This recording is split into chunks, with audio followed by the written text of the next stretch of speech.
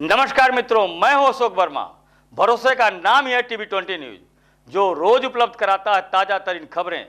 देश और प्रदेश की तमाम अहम खबरों के साथ आइए नजर डालते हैं इस खबर पर। आजमगढ़ में जनसत्ता दल लोकतंत्र की मंडल स्तरीय समीक्षा बैठक मंगलवार को सर्किट हाउस में आयोजित हुई। बैठक में पूर्व सांसद व एमएलसी कुंवर अक्षय प्रताप सिंह गोपाल ने छात्र संघ बहाली, किसानों की समस्या और आईवीएफ सेंटर की स्थापना को पार्टी के मुख्य एजेंडे में बताया।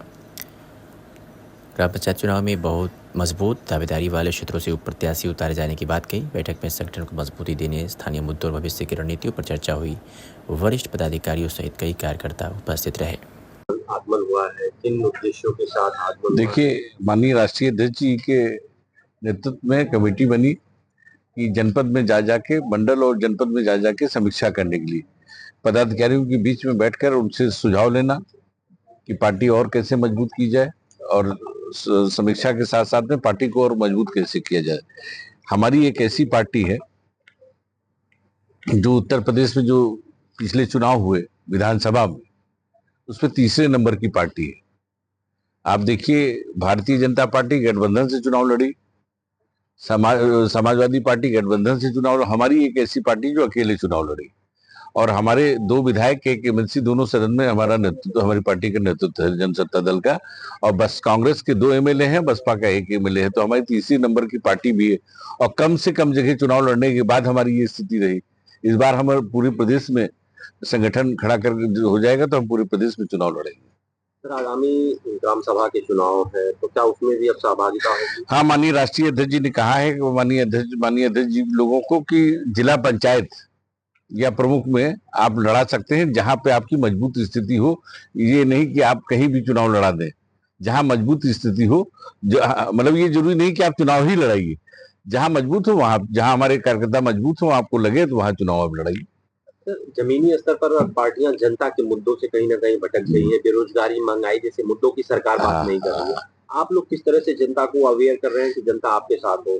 देखिए, हमारी एक ऐसी पार्टी है कि आपने देखा होगा जितनी पार्टियां बनी है वो सब समाज की बात करती है, सब समाज को लेके चलने की बात करती है। पहले तो मेन बात यह है कि सब समाज को लेके चलने की बात करती है, खाली करती है। हमारे राष्ट्रीय अध्यक्ष जी ने दल तब बनाया 30-32 साल की राजनीति के बाद। जिस क्षेत्र से हमारे राष्ट्रीय अध्यक्ष जी चुनाव जीत के आते हैं वहां मात्र 10,000 ठाकुर। तो हमारे राष्ट्रीय अध्यक्ष जी ने साबित कर दिया कि साहब सेवा से सब समाज को जोड़ के, सब समाज को परिवार उन्होंने माना, सब समाज को लेके चले। हम सब भी पार्टी की जो पदाधिकारी हैं इसी विचार पे विश्वास रखते हैं, सब समाज को लेके चलने और मूल जरूरतों पर ध्यान देने वाली बात है।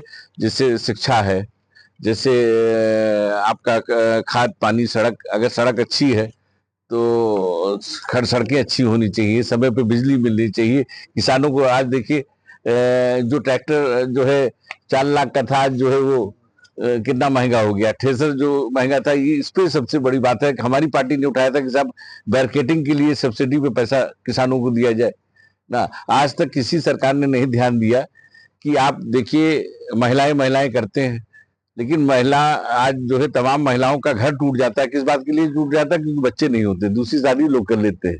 जो कि हमारी टेक्नोलॉजी इतनी, मेडिकल साइंस इतना डेवलप कर गई है कि आईवीएफ के माध्यम से, लेकिन सरकार ने कहीं भी इसको नहीं डाला। जैसे तमाम स्वास्थ्य में ध्यान दिया जाता है कि मेडिकल सुविधाएं लोगों को दी जाती हैं, तो आईवीएफ के लिए भी हमारी पार्टी ने रखा है कि साहब आईवीएफ के भी सरकार को देना चाहिए ताकि लोगों का परिवार न टूटे। पीडीए पाठशाला जो सर इस समय अखिलेश यादव बहुत ट्रेंड में कर रहा है, और वहीं बीजेपी सरकार ने अब बैकफुट पर आकर उन स्कूलों का जो मर्जर हुआ था उसको बंद कर दिया। देखिए, ऐसा है कि हम नाम नहीं लेना चाहते हैं किसी का, लेकिन 90 में पहले क्या था बताइए? पहले जो है हरिजन थे या सामान्य थे?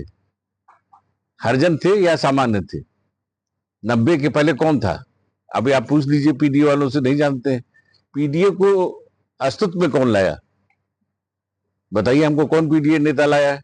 किसकी बदौलत पीडीए अस्तित्व में आया ना? जब 90 में, तब तक हरिजन थे या सामान्य थे? और सामान में पाल भी थे, यादव भी, सारे वर्मा भी थे, नाई भी थे, सब सामान भी आते थे। आते नहीं आते? आपको जानकारी है कि नहीं? सब सवाल में आते थे। हरिजन जब आरोप लगाते थे तो कहते सामान्य, सवाल में यादव भी आते थे, सवाल में पटेल भी आते थे, सवाल में राय भी आता था, सवाल में विश्वकर्मा भी आता था। जब मंडल लागू बीपी सिंह ने किया है, तब अगर किसी ने सम्मान दिलाया तो बीपी सिंह ने बैकवर्डों को सम्मान दिलाया, स्थान दिलाया, तब जाके ये बैकवर्ड नेता पैदा हुए हैं, तब ये पीडीए की बात कर रहे हैं ना।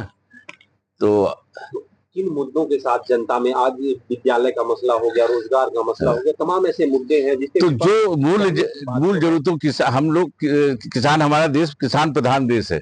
जो भी किसानों से संबंधित मुद्दे हैं उनमें हमारा ये है कि जैसे कि कृषि यंत्र सस्ते होने चाहिए।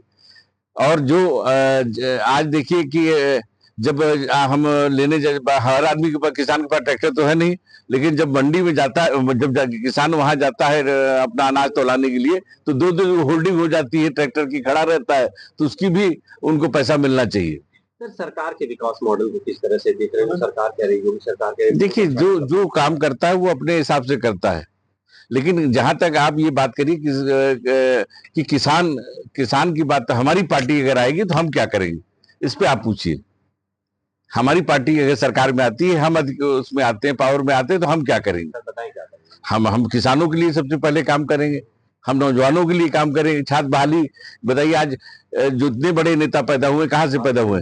नर्सरी से पैदा हुए कि नहीं पैदा हुए? तो जो छात्र नेता पैदा होंगे वही तो बड़े अच्छे लीडर पैदा होंगे। तो हम छात्र बहाली होनी चाहिए, हमारी मांग है ना। इन चीजों पे हम ध्यान देंगे। ठीक है। हमारे